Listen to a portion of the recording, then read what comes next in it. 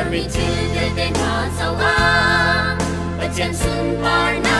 galang Ami do na kyang Kambuti ka Sarduga thang cha tole An sinin chawin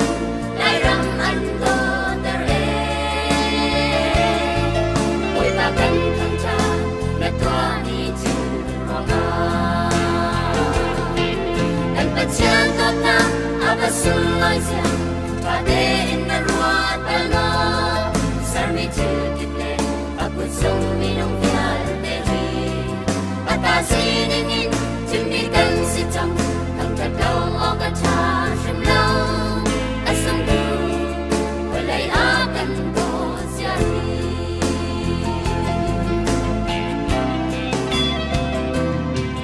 Nandun chong pala ay nipuan Ay gintirol akan pen Nungite intwa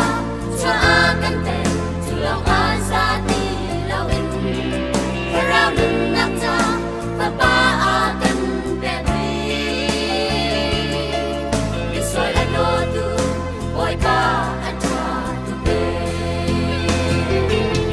Pagkatyan tot na Apasuloy siya Trade in the road balong Sarmi chilkite Ako suminong vyal tehi Atasininin Tilmikan sitang Kang tatlaw o kacha shimlaw Asong du Walay akan do siya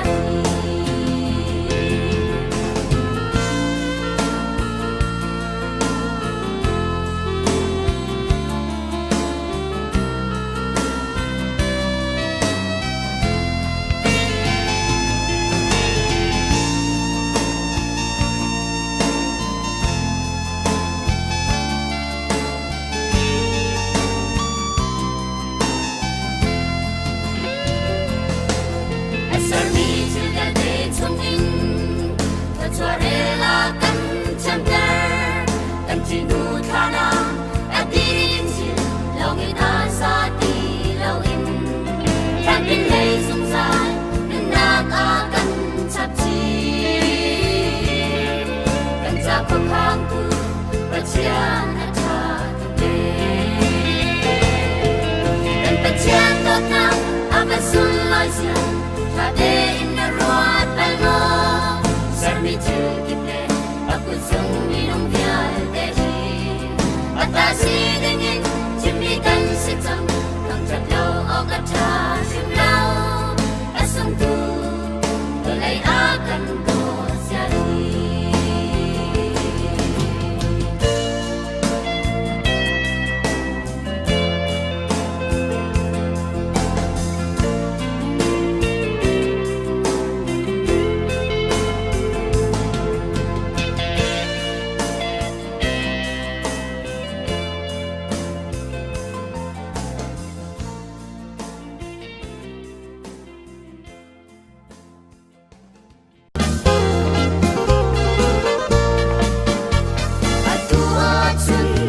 Lai rong xua ta kinh